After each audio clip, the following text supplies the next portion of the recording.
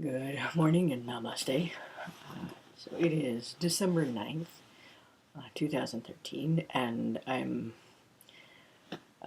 realizing how quickly the time is moving as the year begins to close itself out. And I'm recognizing and celebrating the energy of this time of year, which does two things simultaneously for me. One is I love winter and I love snow and I love the cold, which some of my friends think is absolutely insane. But this is Vermont and I grew up here, and I think that I have some very hardy genetic stock to lean back into, and I also have a little bit of wolf in me that loves to play in the snow. And so I'm looking forward to what promises to be an incredibly heavy snow season this year, which will be a pleasant change because we haven't really had that. The other energy that tends to arise and be cultivated at this time is that hibernation energy, which is moving in an entirely different direction, which makes us want to get cozy inside, and also tends to encourage sleeping and dreamtime activity, which is my segue into what this video is going to be about. Some online forums, including some Facebook groups that I'm a part of, have carried some threads which I find absolutely fascinating. And I like to write, but it's very tedious and it's very difficult sometimes to spend the time to write out everything that I could possibly want to express about this in particular, because I am a lucid dreamer and I spend a lot of time processing and integrating what I experience and what I learn while in dream time in my waking hours. And so then to relate it in written form is very difficult. It's very time consuming. So to speak it is a little bit easier. And it's been a while since I've made a video, and this isn't going to be specifically related to anything transgender, but then again, everything is related and everything is interconnected, and the themes that I will talk about certainly do express something that I experience and observe from that witness position, of being able to watch myself somewhat dispassionately and disconnected, not invested and involved in the personality vehicle and the so gender and gender expression and soul vehicles and physical body are all interwoven and interconnected in that. So I have had a few people ask questions about my specific experiences in dream time as it relates to expression of self. And that has been a discussion that's opened up many different themes and many different layers, microcosm and macrocosm. What I will do as I'm opening this is I will relate my very first lucid dream experience. It took place when I was 20. It was shortly before my 21st birthday. And prior to that, I had participated in my first sweat. I had gone to Askasani, which is hovering over the Canadian border and is the seat of the Iroquois Confederacy. And I had gone there in the sweep of my greater spiritual awakening. I had traveled a little bit, and I had come back to Vermont, and I was staying at my mother's house, and I was taking inventory and trying to figure out what I was going to be doing with my life. And so I had gone on this retreat and taken part in this sweat, and it certainly was an activation. And so when I returned home after that, this experience is what catapulted me into the path that I live now, and was the catalyst for the Dreamtime experiences. It also laid out a map for me of what it is to experience self in that other dimension of Dreamtime, and how that then wants to be translated into my being and waking life. This experience began with what I know now to be almost a hypnotic suggestion. Somehow, in some way, my mind was dropping me into an altered state, and the method was very much like the one that I have experienced when put under hypnosis to specifically for past life regression. There were a series of colors, like a cascade of colors, and tactile energies. For those who haven't watched my other videos, you may or may not know that I'm synesthetic. So as a synesthete, my physical senses overlap. Colors, sound, taste, touch. And so I was brought down into another level of consciousness, which seemed at the time more centered in my physical body, and I'm asleep. So my awareness of myself almost seemed to be inverting, like I was turning inside out in a certain way. That's the best way I can frame it, I guess. And then I felt myself relaxing and experiencing almost a dissolution of my physical body while it lay there sleeping in the bed. Then, almost in reverse, the colors seemed to get brighter and brighter, and I was aware of a sensation like water. And I remember thinking body of water as well as womb energy, and then I could feel that around my skin and my body, like I was submerged in water. And then I felt myself rising up out of the water, and I remember very distinctly the sensation of my head breaking through the surface of the water, and that strange threshold of sensation that happens as you rise and the air begins to hit your skin. And it was cold air, very cold air. And I stood and I could feel the water dripping off of me and almost a little bit of steam coming off of my body with the cold water, but warmer than the air, and the air creating that steam. And I looked down at my body.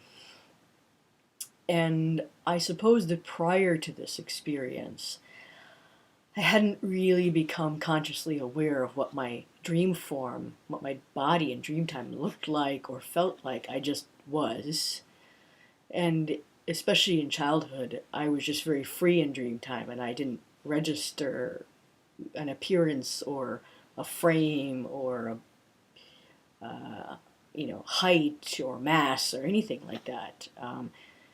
And I had no particular construct of self, except that I always knew that in Dreamtime, with very rare exceptions, my vehicle, which now I would say this is my astral vehicle, was masculine.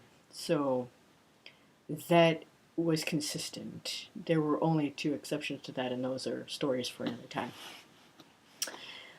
So I looked down and I recognized myself. The body that I had in Dreamtime felt very much like me. And there were markings on it, um, blue and um, black markings. I would say tattoos, but they weren't. They didn't have that essence on them, as if they had been put on by manipulation, like a tattoo. But I felt that they had spontaneously arisen on my body when they were intended to manifest as a symbol of initiation. And I experienced these following markings and when I paint myself in certain contexts, or when I draw myself in my journals, this is the appearance that I have. And or the markings that are on my skin. There are 3 dots over my left eye, and there is a blue spiral on my left cheek. And there is a mark here, just a little broad little band. There are a series of dots about the size of my thumb, the end of my thumb, on my collarbone. There is a spiral design, a labyrinthine design around my navel. There are markings that I can't really describe, but they seem like glyphs of some sort of language that I don't remember and can't properly translate.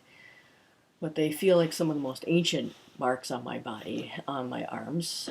And then my spine has a series of runes that rise and fall.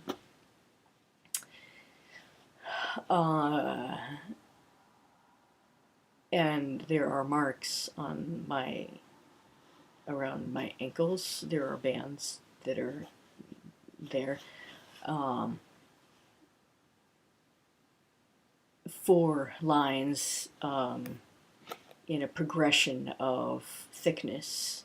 The thickest at the base near the ankle, and then thinner and thinner up towards the calf. There are 2 marks that are near the curve of the spine at the level of the waist, and they are teardrop shaped. That's the closest way I can come to describing them. One is pointing up, one is pointing down. And that was complete in my comprehension of what those markings were until recently, when I had a Dreamtime experience in which I realized that I had a kind of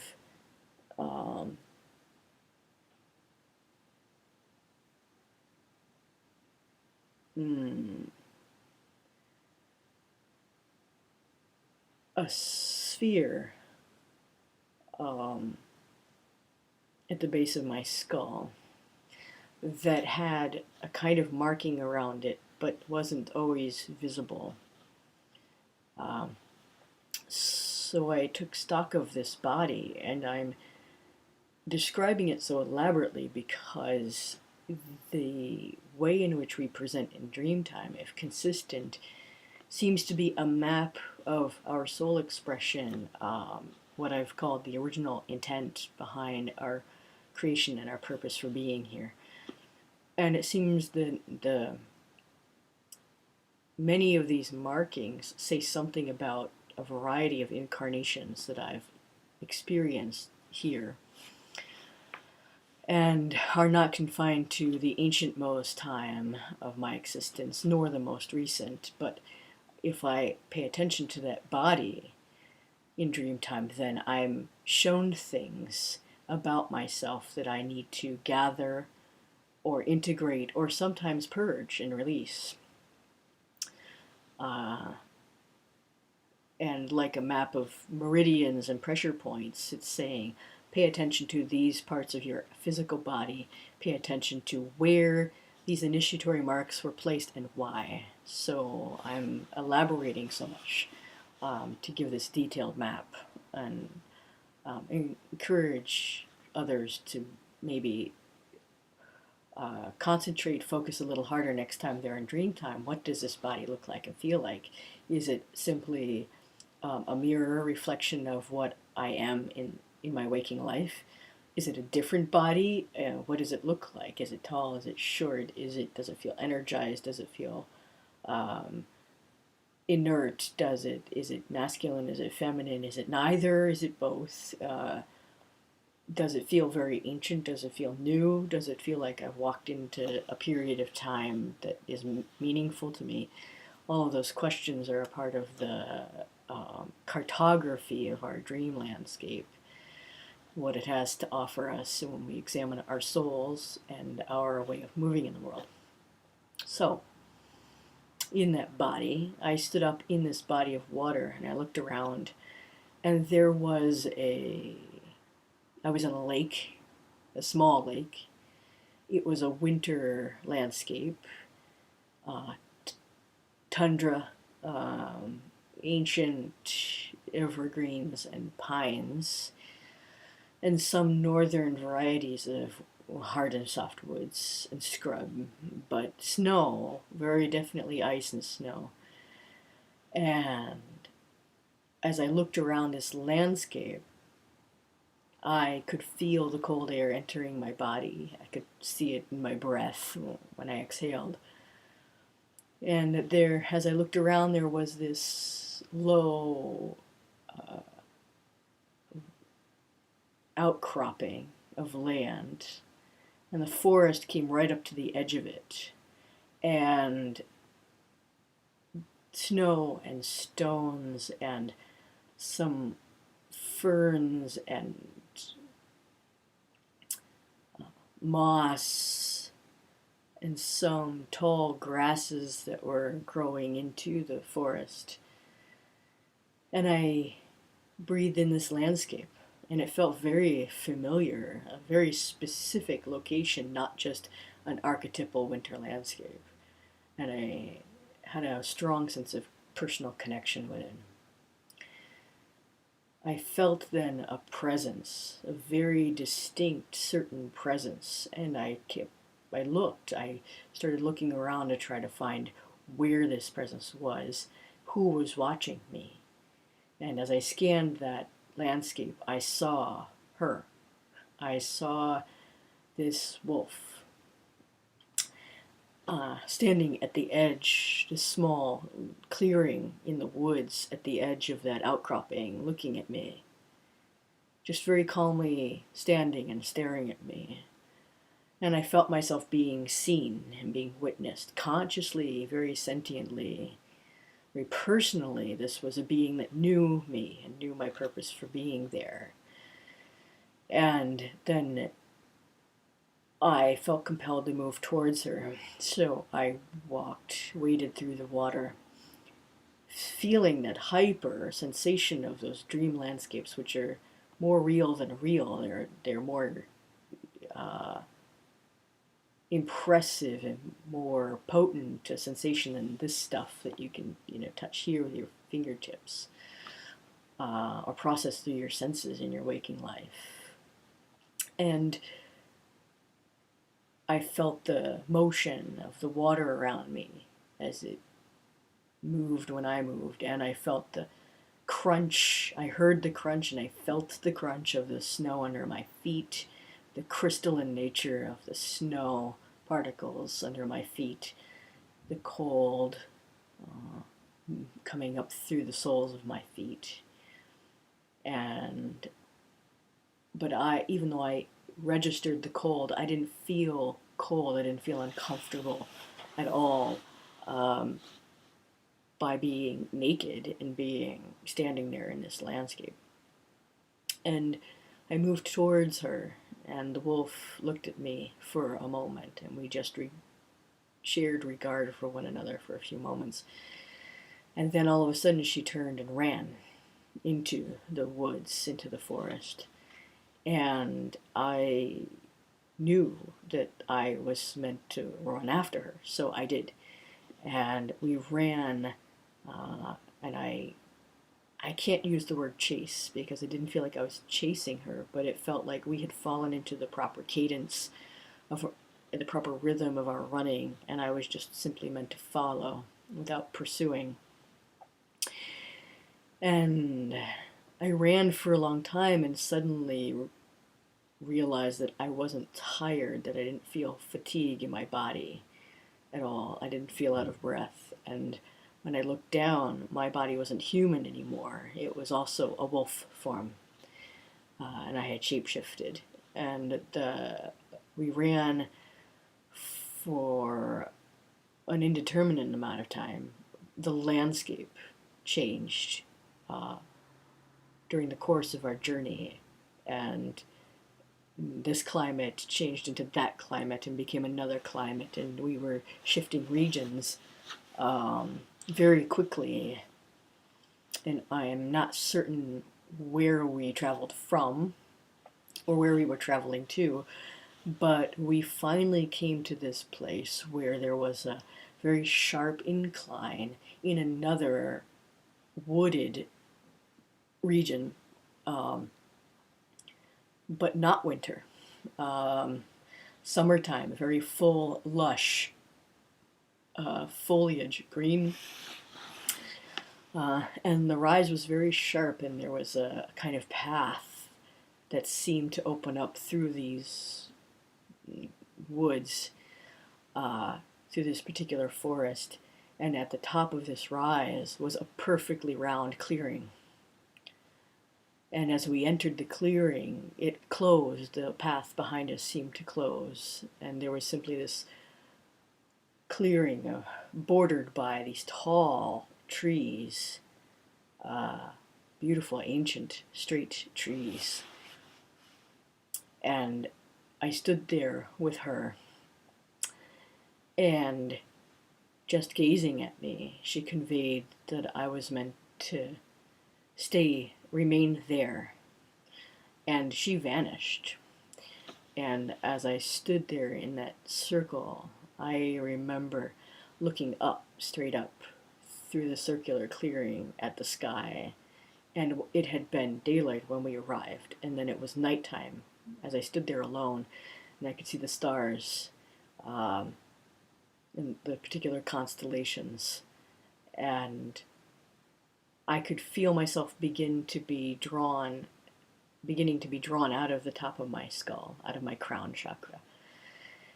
And so I just dropped and sat in lotus position and began to meditate and allowed myself to be drawn out of my body. At that moment in time, in waking life, I woke up and kind of scanned the memory of that entire experience, and then fell back to sleep.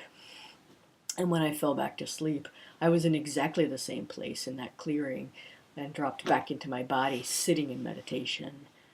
And I had no idea how much time had passed. If it had just been a few moments, if it had been a full 24 hours, and it was nighttime again, or if I had, days, weeks, months. There was no way for me to tell how long I had been there in the construct of dream time, but I had traveled in and out of that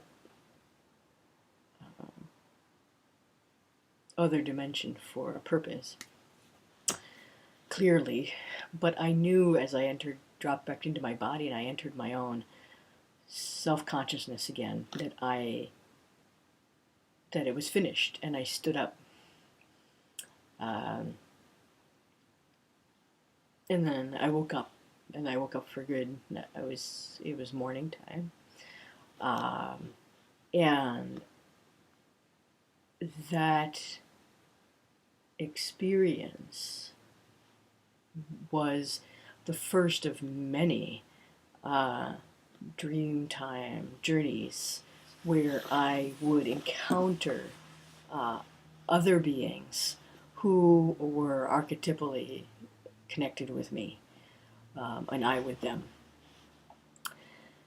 The wolf, to me, uh, her energy felt very much like a partnered energy, coupled energy. When we were journeying together, it felt like our way of communicating through movement and without sound, the intention and the direction was one that felt very intimate and very coordinated, beautifully so. And so I interpreted that as a mated pair. And it feels like her body, as in the wolf form, in that dream time, is one of her own archetypal forms. And her presencing there was awaiting. She was waiting for me to arrive. Not just to arrive in dream time, but to arrive in my own readiness to take up this part of my journey. And her presence as an intimate was one that initiated me into that realm of dream journeying. She has taken many forms, some in dream time, sometimes through the muse in my paintings, and now she has appeared in my waking life, and we are indeed partnered. And our way of coordinating, both in the spoken and the unspoken, is like that. There's so much that need not be said. There's so much that need not be outwardly expressed. We simply know. We simply are. And we simply move together in that kind of inspiration that is seamless. And for that I am immensely grateful. Following that initial experience, I then had a series of encounters in dream time in which that archetypal form of mine, which is reminiscent of my first body incarnate here in this place, not an exact replica, but carrying enough of its energy to be recognizable to me and apparently recognizable to others with whom I share that ancient most connection.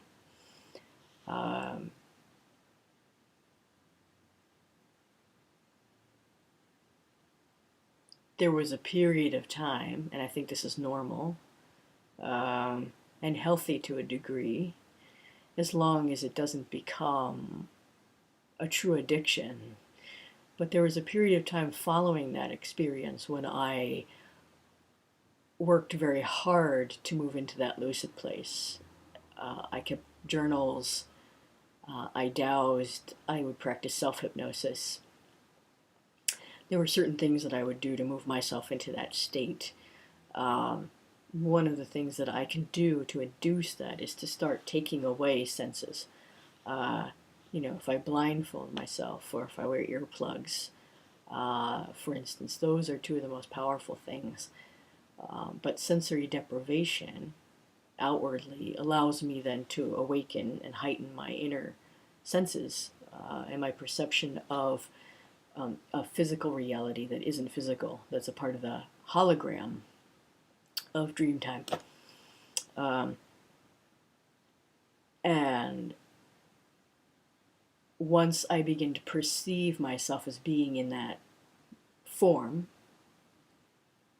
I begin to be able to engage things, objects, and with people in those states. And I can do so consciously, hence the lucid quality of the dreaming. And what I experience in that state is a specific location is usually arrived at.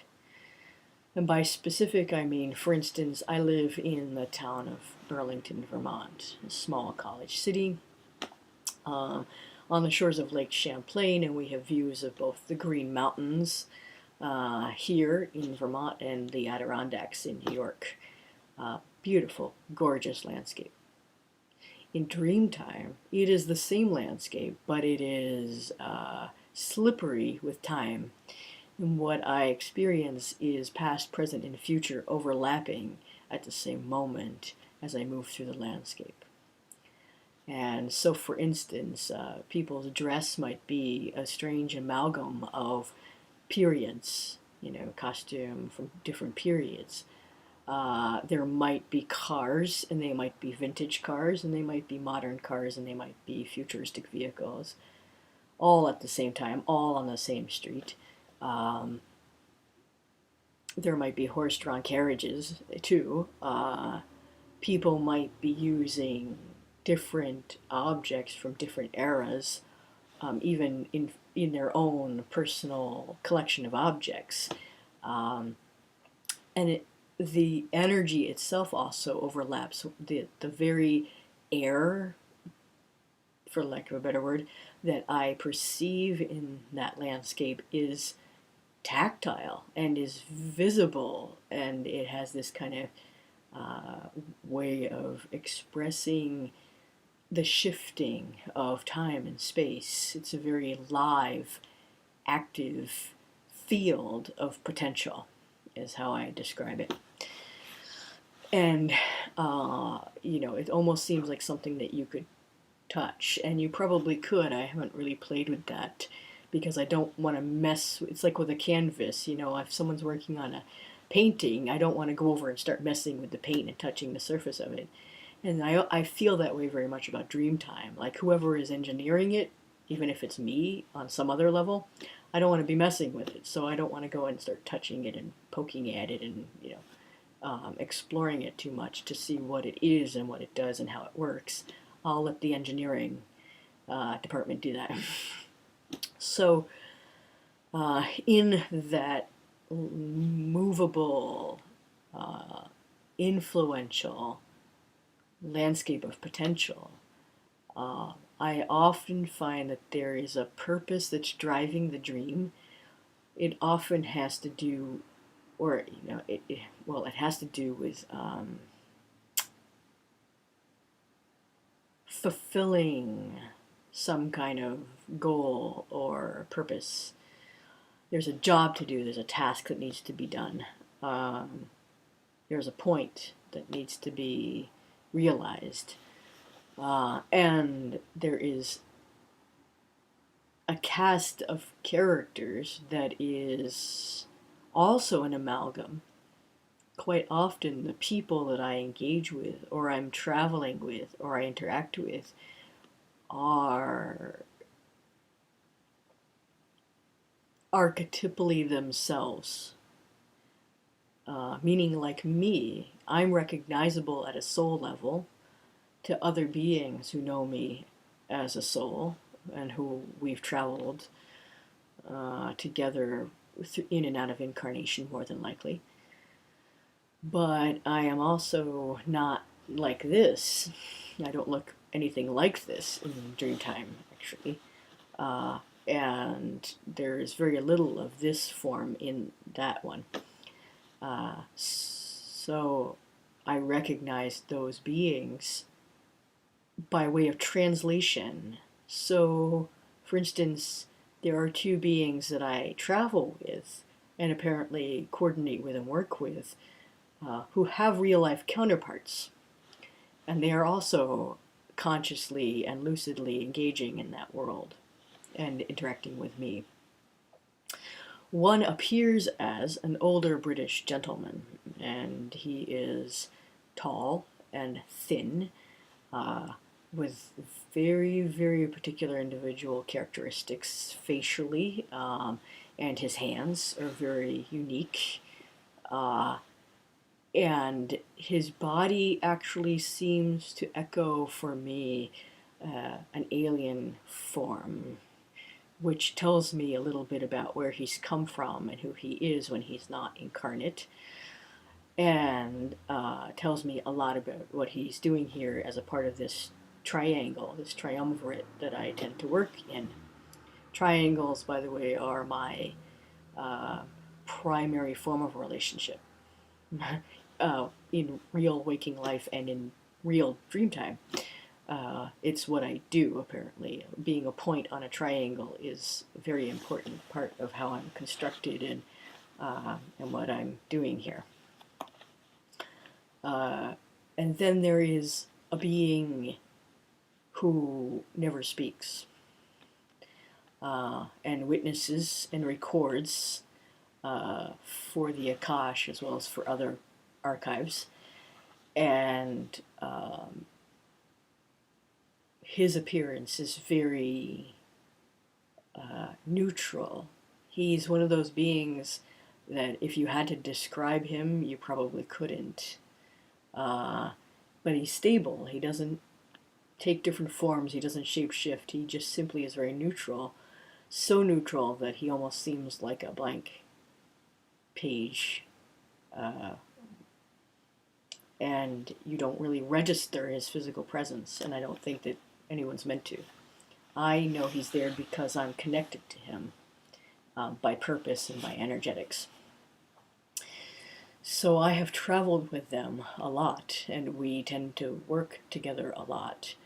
And I tend to be the being that is actively engaged with the landscape and with other beings. And I have the most extroverted purpose and mode of expression of the three of us.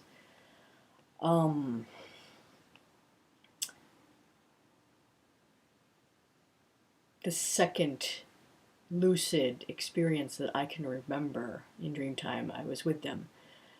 I was in China, or Dreamtime China, and that hologram was very slippery. It was late morning, it was overcast and rainy, still kind of misty, and puddles on the ground, and I was running to catch a bus.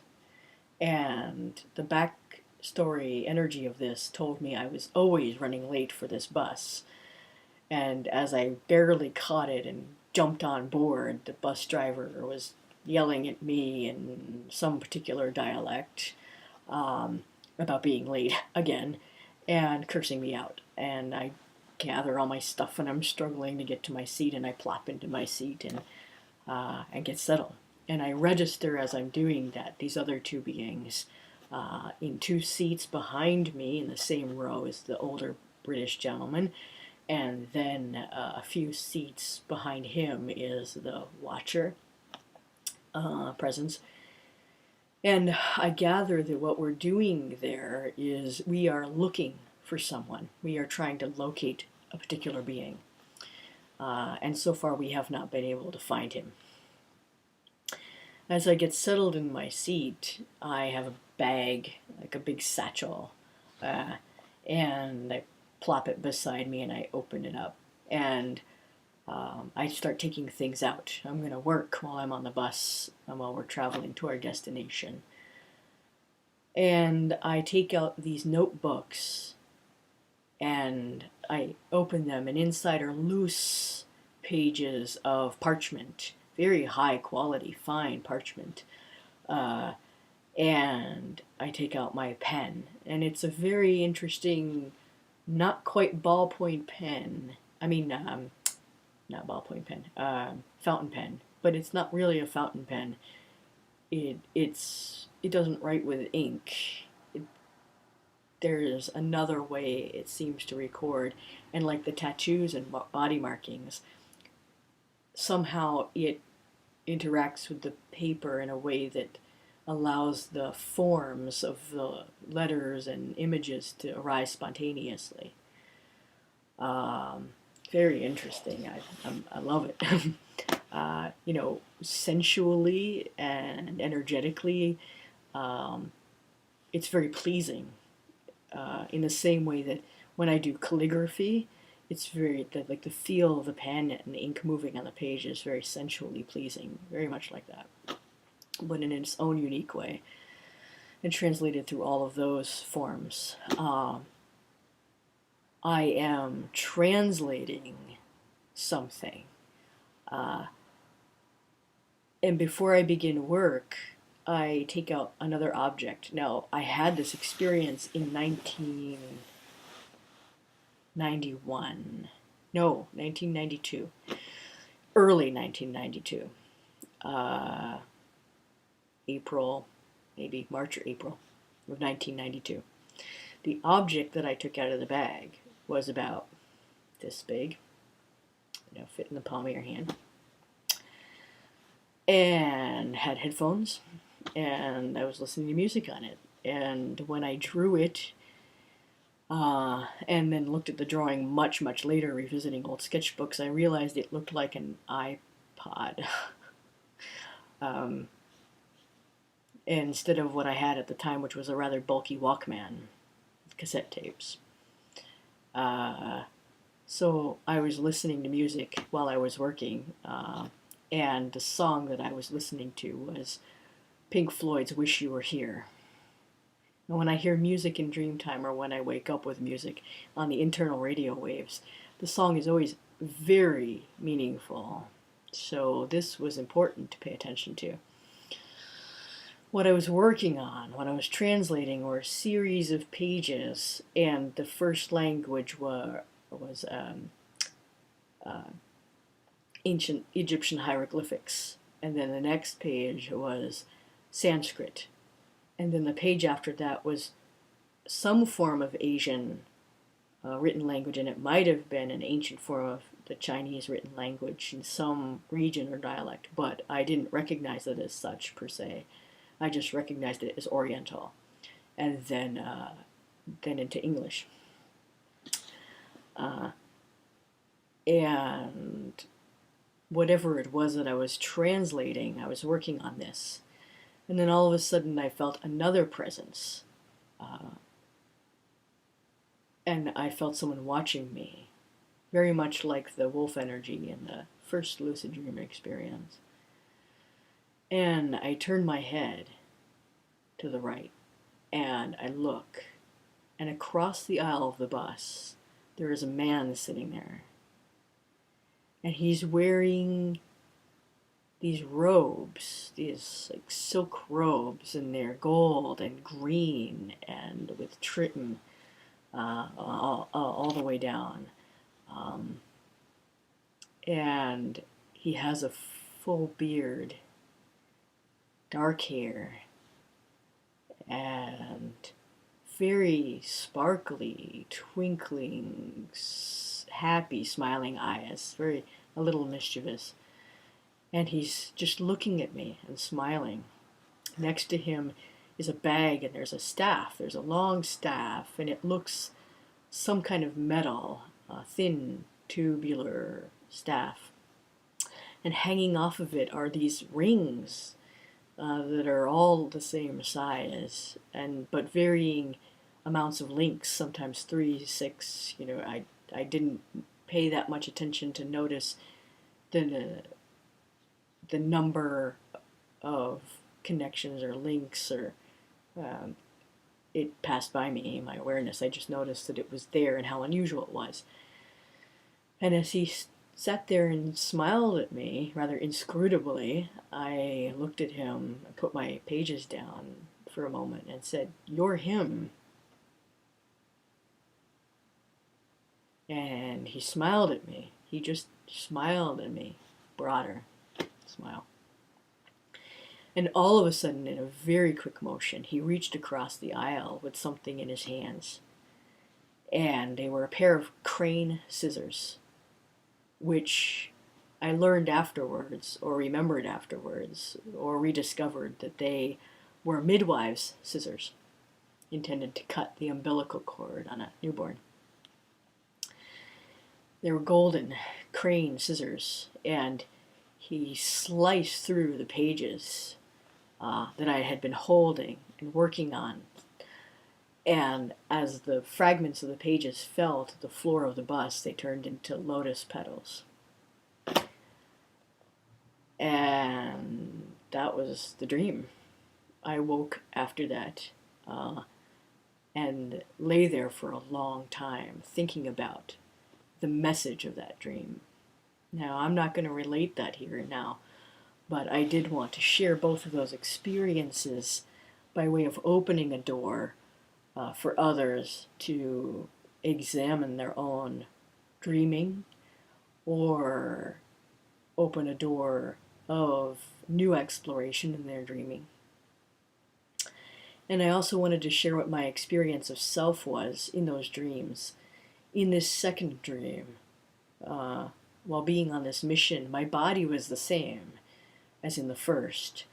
The clothing was very interesting. It seemed like a kind of costume from the 30s or 40s, very formal almost, kind of pants and button-down shirt and jacket and a kind of trench coat. Very simple earth tones, which is interesting to me because my basic wardrobe for many, many, many years has basically been black, and or very, very dark colors, forest greens, navy blues. The earth tones, kind of paler than khaki sort of pants and white shirt, and slightly darker jacket. The trench coat was very pale, but just a tiny hint of tan in it. There was some detail on the coat, a pocket with an insignia on it, over the left breast pocket. And the insignia was a kind of golden solid mass, not an outline, golden triangle. Inside the triangle was a red dot, and there was a diagonal blue line that ran through the whole thing,